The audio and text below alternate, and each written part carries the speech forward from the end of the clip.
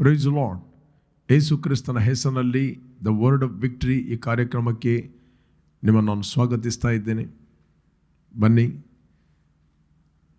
ಸ್ವಲ್ಪ ಹೊತ್ತು ನಾವು ಕರ್ತನನ್ನು ಆರಾಧನೆ ಮಾಡುವ ಮತ್ತು ದೇವರ ವಾಕ್ಯವನ್ನು ಧ್ಯಾನ ಮಾಡುವ. ಇವತ್ತಿನ ದಿನವು ಕರ್ತನಿಂದ ನೇಮಿಸಲ್ಪಟ್ಟಿದೆ. ಇದರಲ್ಲಿ ನಾವು ಆನಂದ ಪಡೋಣ, ಸಂತೋಷ ಪಡೋಣ, ಉಲ್ಲಾಸದೊಡನೆ ಕರ್ತನನ್ನು ನಾವು ಆರಾಧಿಸುವ. ನೀವು ಯಾವ ಪರಿಸ್ಥಿತಿಯಲ್ಲಿ, ಯಾವ ಸಂದರ್ಭದಲ್ಲಿ ನೀವು ಇದ್ದೀರಿ, ಎಲ್ಲವನ್ನು ಮರೆತು ಬಿಡ್ರಿ. Forget about everything. Jesus loves you so much. ಕರ್ತನು ನಿಮ್ಮನ್ನು ಪ್ರೀತಿ ಮಾಡುತ್ತಾನೆ. ಆತನು ನಿಮ್ಮ ಜೊತೆಯಲ್ಲಿದ್ದಾನೆ. ಆತ ನಿಮ್ಮನ್ನು ಕೈ ಬಿಡುವುದಿಲ್ಲ. ಬನ್ನಿ, ನಾವು ಒಟ್ಟಾಗಿ ನಾವು ಕರ್ತನ ಆರಾಧಿಸುವ. Praise the lord, hallelujah. ದೇವರು ಒಳ್ಳೆಯವನು, ಆತನು ಯಾವಾಗಲೂ ಒಳ್ಳೆಯದನ್ನೇ ಮಾಡುವನು. ಬನ್ನಿರಿ, ಈ ಮುಂಜಾನೆ ವೇಳೆ ನಮ್ಮ ಕರ್ತನಾದ ಯೇಸುವಿನ ಮೂಲಕ ದೇವರನ್ನು ಆರಾಧಿಸುವ. Thank you Lord, we love you. ಸ್ವಾಮಿ, ನಿನ್ನ ಹಾಗೆ ಯಾರೂ ಇಲ್ಲ, ನಿನ್ನ ಹಾಗೆ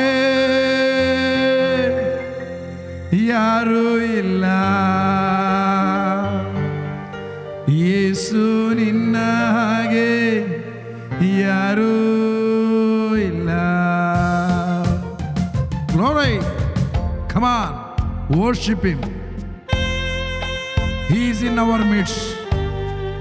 ಆತ ನಮ್ಮ ಮಧ್ಯದಲ್ಲಿದ್ದಾನೆ, ನಮ್ಮಲ್ಲಿದ್ದಾನೆ, ನಾವು ಆತನಲ್ಲಿದ್ದೇವೆ. Glory,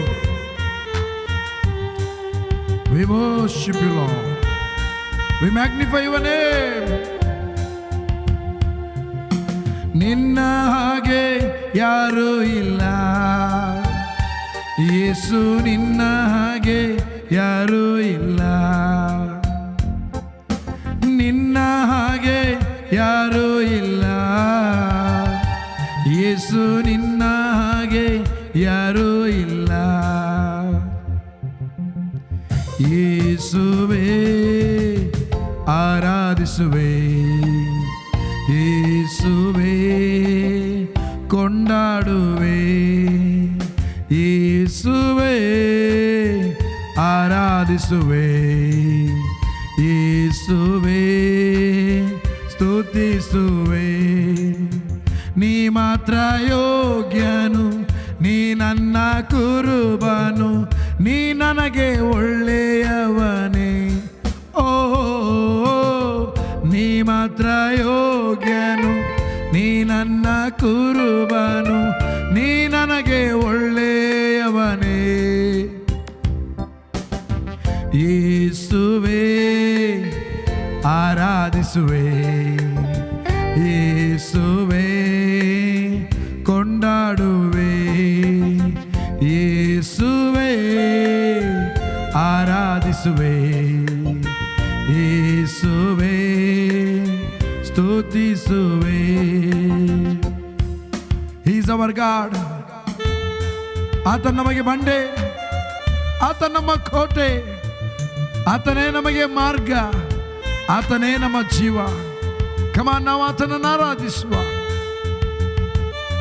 Thank you Lord, we love you, we give you all glory.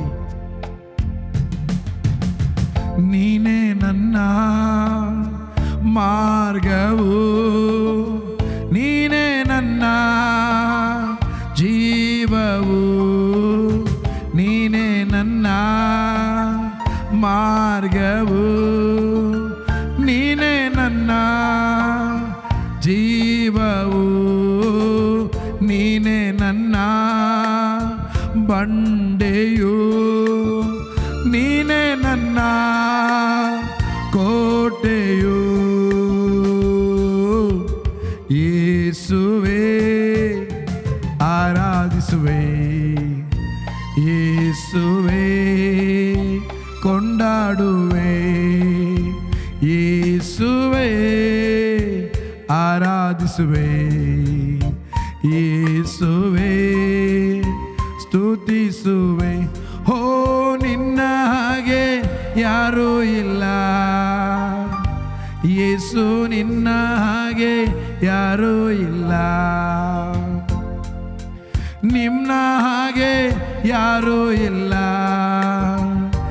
ಯೇಸು, ನಿನ್ನ ಹಾಗೆ ಯಾರೂ ಇಲ್ಲ. ಇನ್ನೊಂದು ಸಾರಿ ಹೇಳೋಣವೇ, ನಿನ್ನ ಹಾಗೆ ಯಾರೂ ಇಲ್ಲ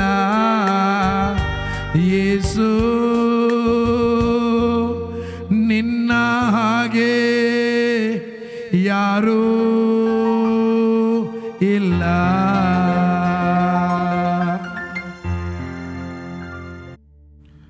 ಪ್ರೈಸ್ ಗಾಡ್.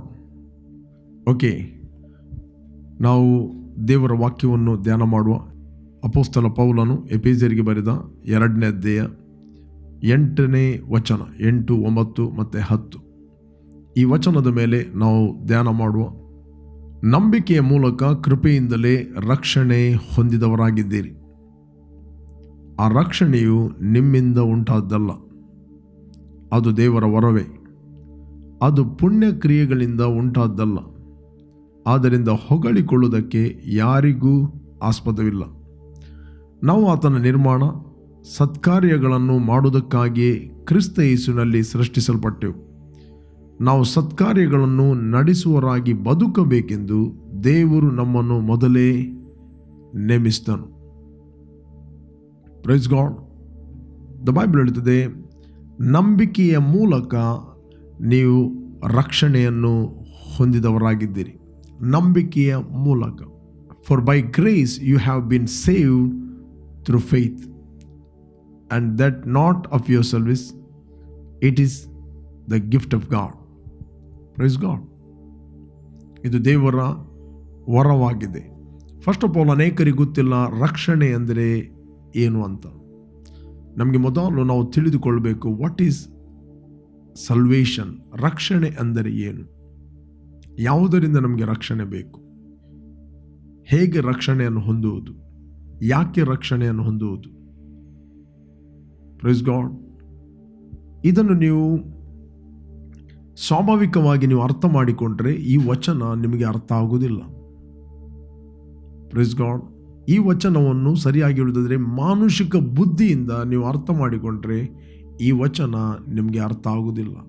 ನಮಗೆ ಯಾಕೆ ರಕ್ಷಣೆ ಬೇಕು ಇಲ್ಲಂತ ಹೇಳಿದರೆ, ಸಾಂಪ್ರದಾಯಿಕವಾಗಿ ರಿಲೀಜಿಯಸ್ ಆಗಿ ಈ ವಚನವನ್ನು ಕೇಳಿದರೂ ಕೂಡ ನಿಮಗೆ ಇದರ ಬಗ್ಗೆ ಅರ್ಥ ಆಗುವುದಿಲ್ಲ. ರಕ್ಷಣೆ ಅಂತ ಹೇಳಿದರೆ ನಾವು ದೇವರ ಅನ್ಯೋನ್ಯತೆಯಿಂದ ದೂರ ಹೋಗಿದ್ದೆವು. Praise God. ರಕ್ಷಣೆ ಅಂತ ಹೇಳಿದರೆ ದೇವರೊಟ್ಟಿಗೆ ನಮ್ಮ ಅನ್ಯೋನ್ಯತೆ, ದ ಫೆಲೋಶಿಪ್ ವಿತ್ ಗಾಡ್.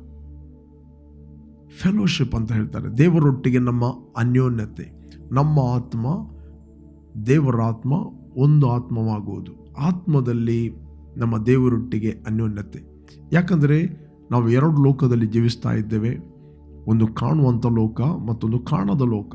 ಕಾಣದ ಲೋಕದಲ್ಲಿ ಮನುಷ್ಯನು ದೇವರ ಅನ್ಯೋನ್ಯತೆಯಿಂದ ಆತನು ಹೊರಗೆ ಬಂದಿದ್ದ, ದೇವರ ಪ್ರಸನ್ನತೆಯಿಂದ ಆತನು ಹೊರಗೆ ಬಂದಿದ್ದ, ದೇವರ ಪ್ರೀತಿಯಿಂದ ಆತನು ಹೊರಗೆ ಬಂದ. ಆತನ ಆತ್ಮ ದೇವರಿಂದ ಡಿಸ್ಕನೆಕ್ಟ್ ಆಗಿತ್ತು. ಹೇಗೆ ಒಂದು ಮರದಿಂದ ಕೊಂಬೆ ಡಿಸ್ಕನೆಕ್ಟ್ ಆದಾಗ ಆ ಮರದ ಯಾವುದೇ ಒಂದು ಜೀವ ಆ ಕೊಂಬೆಗೆ ಹೇಗೆ ಸಿಗುವುದಿಲ್ಲವೋ, ಅದೇ ರೀತಿ ಮನುಷ್ಯನು ಆತ್ಮಿಕ ಲೋಕದಲ್ಲಿ ದೇವರಿಂದ ದೂರ ಹೋಗಿದ್ದ. ಏದೇನ್ ತೋಟದಲ್ಲಿ ದ ಬೈಬಲ್ ಹೇಳ್ತದೆ, ಒಬ್ಬ ಮನುಷ್ಯನಿಂದ ಪಾಪದಿಂದ ಮರಣ ಲೋಕದೊಳಗೆ ಪ್ರವೇಶಿಸಿದವು. ಎಲ್ಲ ಮನುಷ್ಯರು ಪಾಪ ಮಾಡಿದ್ದರಿಂದ ಮರಣವು ಎಲ್ಲರನ್ನು ಆವರಿಸಿತು. ಮರಣ ಅಂತ ಹೇಳಿದರೆ ಸಪ್ರೇಷನ್ ಅಂತ ಹೇಳ್ತಾರೆ, ವಿಭಜನೆ ಆಗುವಂಥದ್ದು. ಒಂದು ಆತ್ಮಿಕ ಮರಣ, ಮತ್ತೊಂದು ಶಾರೀರಿಕ ಮರಣ. ಮನುಷ್ಯನು ಆತ್ಮದಲ್ಲಿ ಆದಾಮನಲ್ಲಿ ಪ್ರತಿಯೊಬ್ಬರು ಸತ್ತರು. ಮತ್ತು ಪಾಪ ಎಂಬುವಂಥದ್ದು ಅದು ಬೀಜ. ಅದು ನೀನು ಪಾಪ ಮಾಡಿದ್ದರಿಂದ ನೀನು ಪಾಪ ಅಲ್ಲ, ನೀನು ಹುಟ್ಟುವಾಗಲೇ ಪಾಪ ಎಂಬ ಬೀಜ ನಿನ್ನ ತಂದೆಯಿಂದ ಅವನ ತಂದೆಗೆ, ಅವನ ತಂದೆಯಿಂದ ಅವನ ತಂದೆಯಿಂದ ಅವನ ತಂದೆಯಿಂದ ಅದು ವರ್ಗಾವಣೆ ಆಗಿದೆ. ಎಲ್ಲಿ ಪಾಪ ಇದೆಯೋ ಅಲ್ಲಿ ಮರಣಕ್ಕೆ ಮತ್ತು ಸೈತಾನಿಗೆ ನ್ಯಾಯಬದ್ಧವಾದ ಅಧಿಕಾರ ಇರ್ತದೆ. ಅವನ ಜೀವಿತವನ್ನು ಆಳಲಿಕ್ಕೆ, ಡಾಮಿನೇಟ್ ಮಾಡಲಿಕ್ಕೆ, ದೊರೆತನ ಮಾಡಲಿಕ್ಕೆ. Praise God. ಅದಕ್ಕೋಸ್ಕರ ಯೇಸು ಕ್ರಿಸ್ತನು 2000 ವರ್ಷಗಳ ಹಿಂದೆ ಆತನು ಮನುಷ್ಯನ ಮೂಲಕ ಮರಣವಾದ ಕಾರಣ ಮನುಷ್ಯನ ಮೂಲಕವೇ ಒಬ್ಬ ಮನುಷ್ಯನಿಗೆ ವಿಮೋಚನೆ ಆಗಬೇಕೆಂದು ಯೇಸು ಕ್ರಿಸ್ತನು ದೇವರಿಗೆ ಸರಿಸಮಾನನಾಗಿದ್ದರು, ಮಹಿಮೆಯ ಪದವಿಯನ್ನು ಹೊಂದಿದವನಾಗಿದ್ದರು. ಆ ಪದವಿಯನ್ನು ಬಿಡಲೋಲ್ಲ ಎಂದೆನಿಸದೆ ದಾಸನ ರೂಪವನ್ನು ಧರಿಸಿ ಮನುಷ್ಯರಿಗೆ ಸದೃಶನಾದನು ಅಂತ ದೇವರ ವಾಕ್ಯ ಹೇಳ್ತದೆ. ನಾವು ನೋಡ್ತೇವೆ ಫಿಲಿಪಿಯರಿಗೆ ಬರೆದ ಪತ್ರಿಕೆಯಲ್ಲಿ 7, 8, 9ನೇ ವಚನದಲ್ಲಿ ಓದಿದರೆ ನಮಗೆ ಸಿಗ್ತದೆ. ಫಿಲಿಪಿಯನ್ಸ್ 2:7 ತನ್ನನ್ನು ಬರಿದು ಮಾಡಿಕೊಂಡು ದಾಸನ ರೂಪವನ್ನು ಧರಿಸಿಕೊಂಡು ಮನುಷ್ಯರಿಗೆ ಸದೃಶನಾದನು.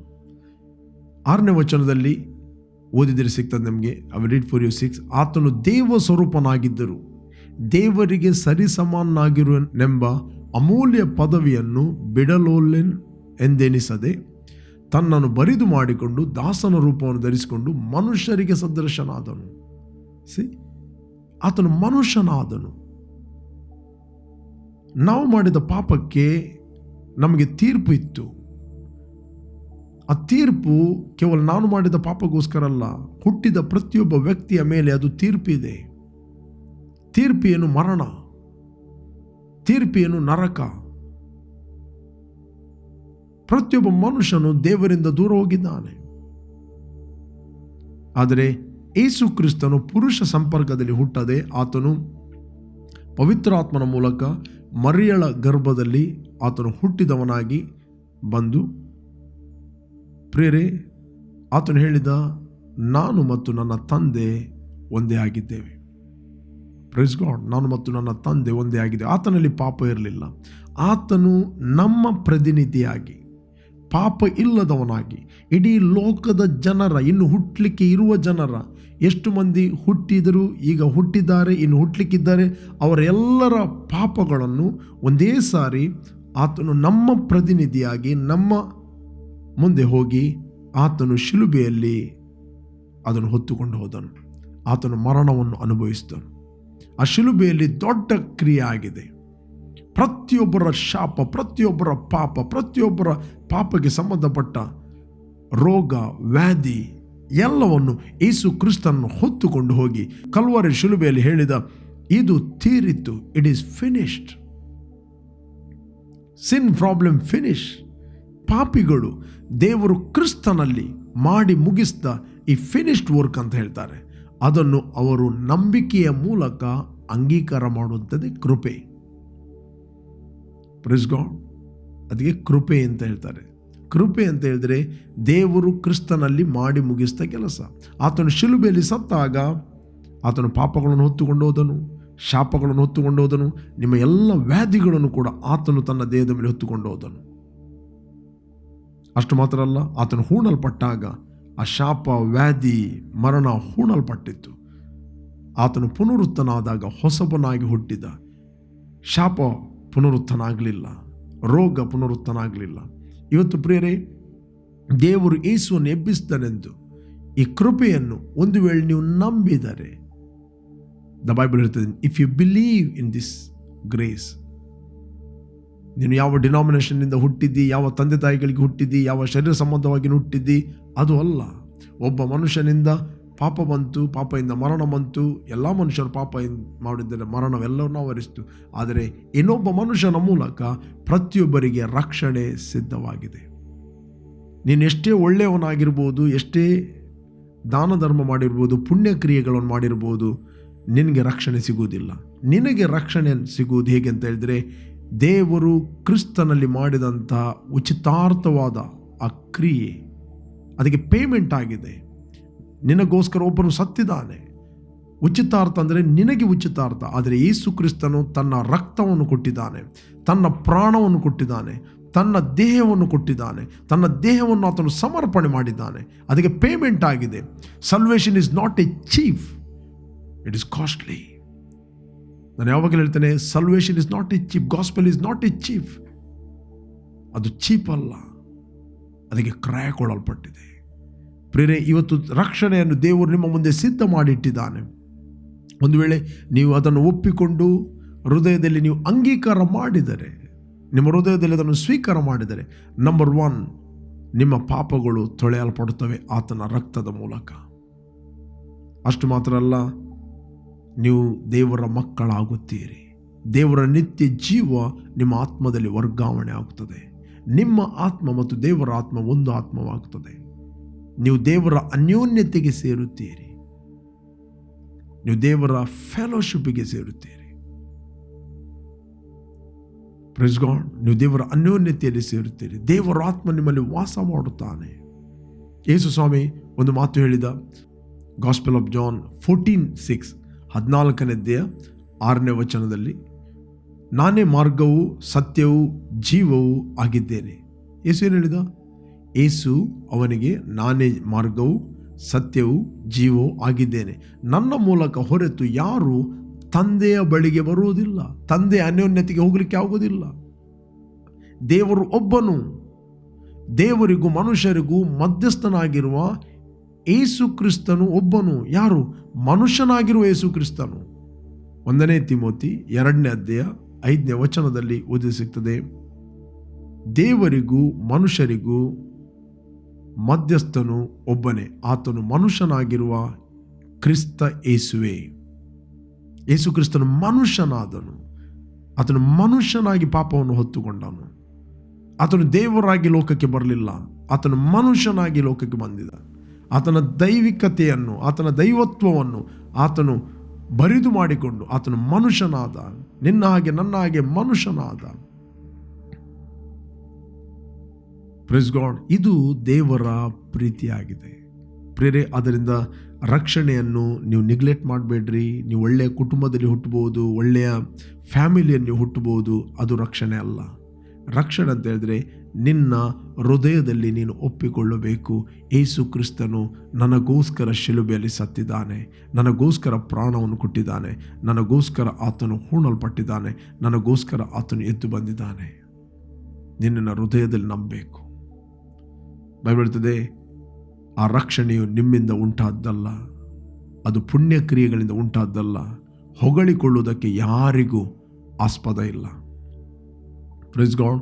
ಹೊಗಳಿಕೊಳ್ಳುವುದಕ್ಕೆ ಯಾರಿಗೂ ಆಸ್ಪದ ಇಲ್ಲ. ಅದು ಪುಣ್ಯ ಕ್ರಿಯೆಗಳಿಂದಲ್ಲ, ದೇವರ ಉಚಿತಾರ್ಥವಾದ ವರವಾಗಿದೆ. It is A free gift. ಅದನ್ನು ನೀವು ಅಂಗೀಕಾರ ಮಾಡಬೇಕು. ಆ ಫ್ರೀ ಗಿಫ್ಟನ್ನು ನೀವು ಒಂದು ವೇಳೆ ಅಂಗೀಕಾರ ಮಾಡೋದಿಲ್ಲ,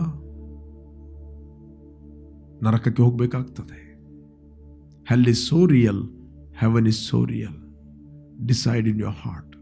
ನಿನ್ನ ಹೃದಯದಲ್ಲಿ ನೀನು ತೀರ್ಮಾನ ಮಾಡಿಕೊ. ಎಷ್ಟರವರೆಗೆ ನೀನು ಯೇಸುವನ್ನು ಅಂಗೀಕಾರ ಮಾಡಲಿಲ್ಲ, this a right time. Call Jesus in your heart. ನಿನ್ನ ಹೃದಯದಲ್ಲಿ ಆತನು ಕರೆ. ರಕ್ಷಣೆ ನಿನಗೋಸ್ಕರ ಸಿದ್ಧವಾಗಿದೆ. ದೇವರ ಪ್ರೀತಿ ನಿನಗೋಸ್ಕರ ವೆಯ್ಟ್ ಮಾಡ್ತಾ ಇದೆ. ದೇವರ ಪ್ರೀತಿ ನಿನಗೆ ಕಾಯ್ತಾ ಇದೆ. ಆತನು ನಿನ್ನನ್ನು ಪ್ರೀತಿ ಮಾಡಿದ್ದಾನೆ. ಯೇಸು ಹೇಳಿದ, ನಾನು ಲೋಕಕ್ಕೆ ತೀರ್ಪು ಮಾಡಲಿಕ್ಕೆ ಬರಲಿಲ್ಲ, ಲೋಕವನ್ನು ರಕ್ಷಿಸಲಿಕ್ಕೆ ಬಂದಿದ್ದೇನೆ. ನನ್ನ ಮಾತನ್ನು ಕೇಳದವನಿಗೆ ನಾನು ತೀರ್ಪು ಮಾಡುವುದಿಲ್ಲ, ಆದರೆ ನಾನು ಹೇಳಿದ ಮಾತೇ ಆ ದಿನದಲ್ಲಿ ಅವನಿಗೆ ತೀರ್ಪು ಮಾಡುವುದು, ಆ ತೀರ್ಪಿನ ದಿನದಲ್ಲಿ. Praise God. ಅದಕ್ಕೋಸ್ಕರ ಯೇಸು ಸ್ವಾಮಿ ಲೋಕಕ್ಕೆ ತೀರ್ಪು ಮಾಡಲಿಕ್ಕೆ ಬರಲಿಲ್ಲ, ಲೋಕವನ್ನು ಆತನು ರಕ್ಷಿಸಲಿಕ್ಕೆ ಬಂದಿದ್ದಾನೆ. ಅದಕ್ಕೋಸ್ಕರ ನಿಮ್ಮ ಹೃದಯದಲ್ಲಿ ನೀವು ಯೇಸುವನ್ನು ಅಂಗೀಕಾರ ಮಾಡುವಂಥದ್ದು ದ ವೆರಿ ವೆರಿ ಇಂಪಾರ್ಟೆಂಟ್. ಕ್ರಿಸ್ತನು ಬೇಗನೆ ಬರಲಿಕ್ಕಿದ್ದಾನೆ, ವೆರಿ ಸೂನ್. ಒಂದು ವೇಳೆ ನೀವು ರಕ್ಷಣೆಯನ್ನು ಹೊಂದಲಿಲ್ಲ, ಇವತ್ತೇ ತೀರ್ಮಾನ ಮಾಡಿರಿ, ದೇವರಿಗೋಸ್ಕರ ಜೀವಿಸುವಂಥ ತೀರ್ಮಾನ ಮಾಡಿರಿ. ನಾನು ಹೇಳ್ತೇನೆ, ನಿಮ್ಮ ಲೈಫ್ ಇದ್ದ ಹಾಗೆ ಇರುವುದಿಲ್ಲ. ನೀವು ದೇವರ ಅನ್ಯೋನ್ಯತೆಯಲ್ಲಿ ಎಂಜಾಯ್ ಮಾಡುತ್ತೀರಿ. ದೇವರ ಆತ್ಮನು ನಿಮ್ಮಲ್ಲಿ ವಾಸ ಮಾಡುತ್ತಾನೆ. ಸಿಂಪಲ್. ಹೇಗೆ ಯೇಸುವನ್ನು ಅಂಗೀಕಾರ ಮಾಡೋದು? ರೋಮಾಪುರದ ಪತ್ರಿಕೆ 10:9 ವಚನ ನಾನು ನಿಮಗೋಸ್ಕರ ಓದ್ತೇನೆ. ಅದೇನೆಂದರೆ, ನೀನು ಯೇಸುವನ್ನೇ ಕರ್ತನೆಂದು ಬಾಯಿಂದ ಅರಿಕೆ ಮಾಡಿಕೊಂಡು ದೇವರು ಆತನನ್ನು ಸತ್ತವರ ಒಳಗಿಂದ ಎಬ್ಬಿಸಿದನೆಂದು ಹೃದಯದಿಂದ ನಂಬಿದರೆ ನಿನಗೆ ರಕ್ಷಣೆ ಆಗುವುದೆಂಬುದೇ.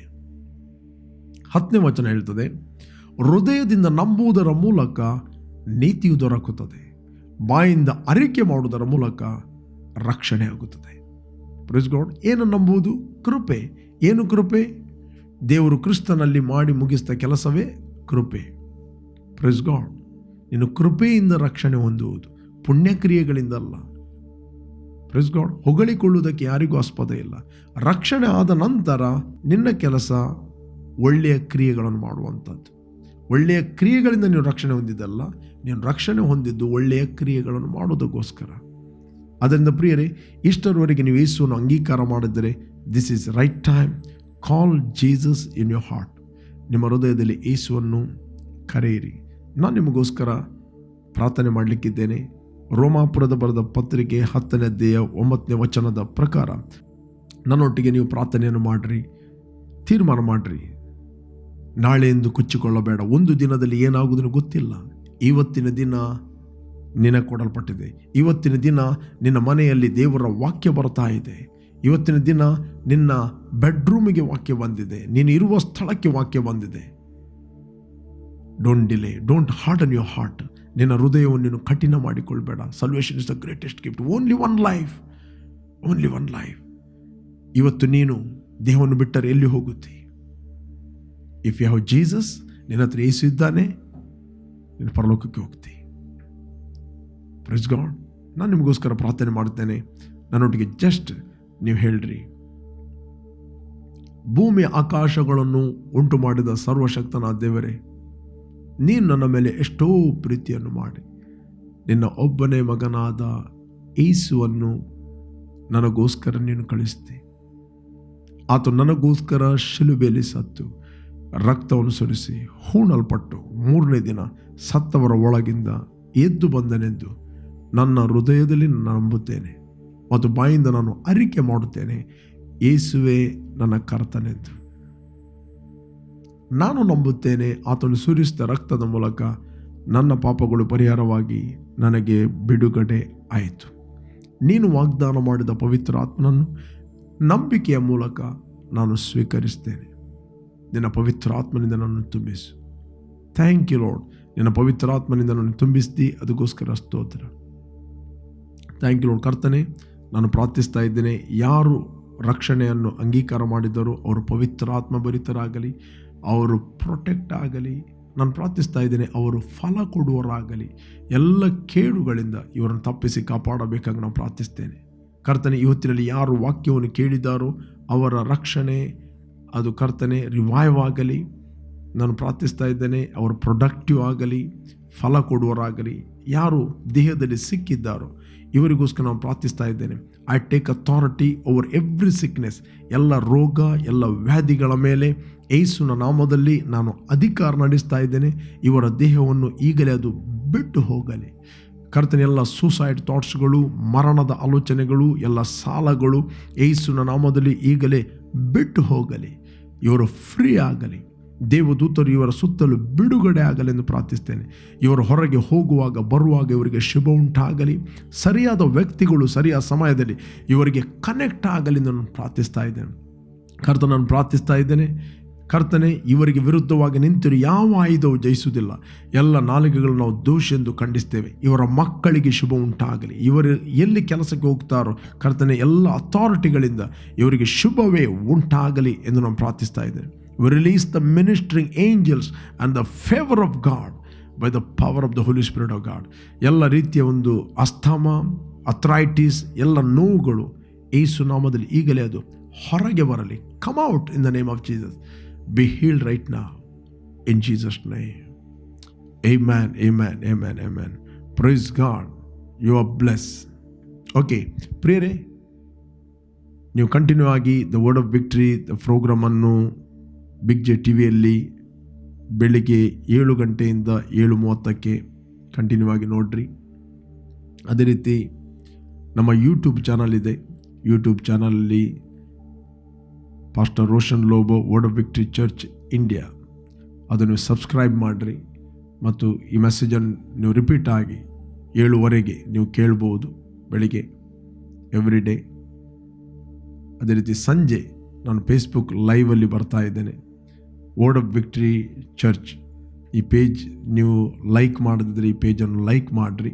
ಆ ಪೇಜಲ್ಲಿ ಎವ್ರಿ ಡೇ ಸಂಜೆ 7:10 ನಾನು ಲೈವ್ ಬರ್ತಾ ಇದ್ದೇನೆ. ಲೈವ್ ಆಗಿ ನಾನು ಮಾತಾಡ್ತಾ ಇದ್ದೇನೆ. ಬನ್ನಿ, ಜಾಯ್ನ್ ಆಗಿರಿ. ಲೈವ್ ಆಗಿ ನಾವು ಆರಾಧನೆ ಮಾಡುವ 8 ಗಂಟೆ ತನಕ, 8:05 ತನಕ ಇರ್ತದೆ. ಬನ್ನಿ, ನೀವು ಎವ್ರಿ ಡೇ ಜಾಯ್ನ್ ಆಗಿ. Come, you are bless. Jesus loves you so much. Amen.